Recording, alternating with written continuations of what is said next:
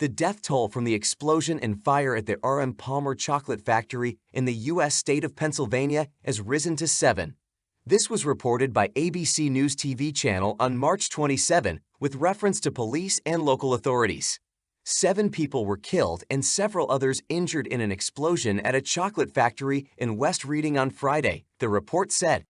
According to Police Chief Wayne Holban, the bodies of the dead have been recovered from under the rubble. The victims are believed to be formerly missing factory employees. During the rescue operation, emergency personnel rescued 1 person. Officials said an investigation will be conducted to determine the official cause of the fire.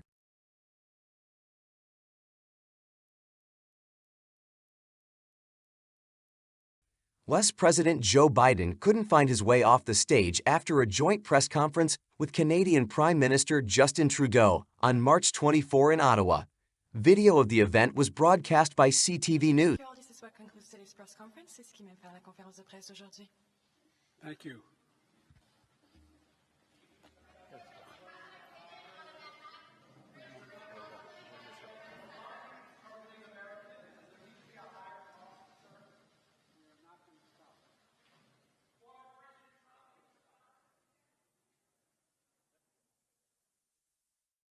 The video footage shows Biden closing his file folder after the conference and beginning to look around for an exit. The Canadian Prime Minister had to come to the aid of the American leader. Trudeau patted the U.S. president on the back encouragingly and showed him the right direction. This was not the only curiosity that happened to Biden during his visit to Canada. That same day, March 24, while giving a speech in the Canadian Parliament, the U.S. president misspoke and praised China instead of Canada.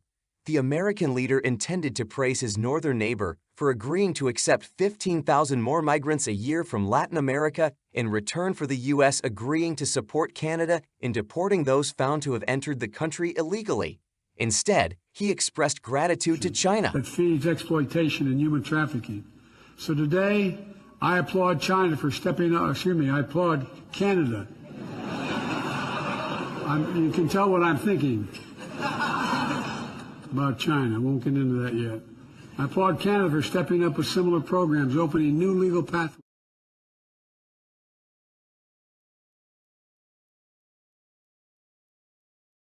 It was reported by Insider Paper on Twitter, citing local authorities, on Sunday, March 26. Pine Mountain residents are required to remain in their homes due to the incident. Other information about the incident is being clarified.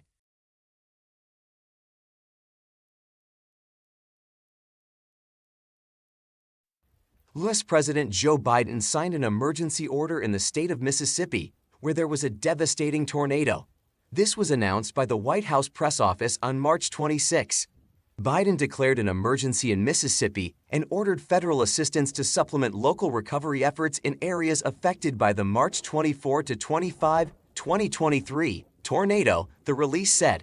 This allows Mississippi to benefit from assistance from the Department of Homeland Security and the Federal Emergency Management Agency.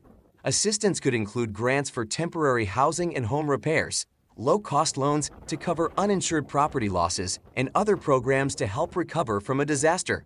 The day before, it was reported that at least 21 people died in Mississippi. The storm struck the cities of Silver City and Rolling Fork, the latter of which, according to eyewitness reports, was destroyed. Winds tore roofs off houses, fell trees, and left thousands of people without electricity. Earlier, on March 4, about 540.4 thousand residents of Michigan and Kentucky were left without electricity after a large-scale storm in the USA. 13 people were killed. In addition, golf ball-sized hail, tornadoes, and strong gusts of wind were observed in the south of the country.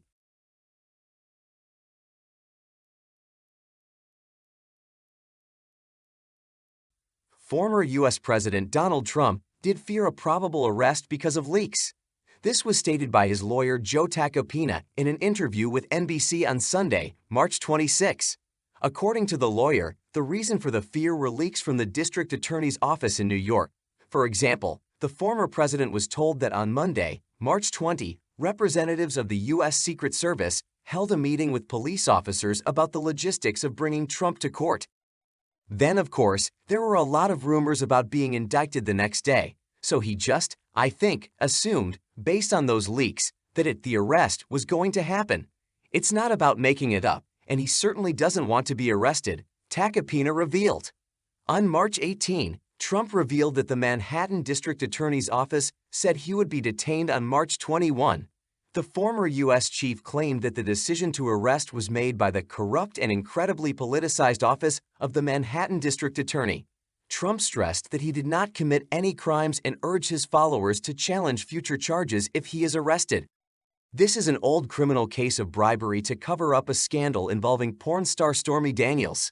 In paying her money, there was allegedly forgery of financial documents at the Trump Organization.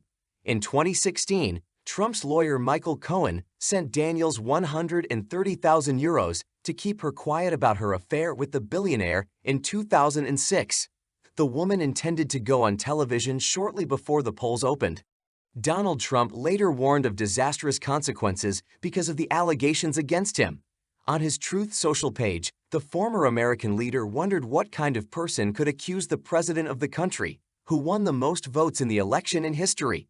According to the politician, only a psychopath who hates the United States is capable of such a thing.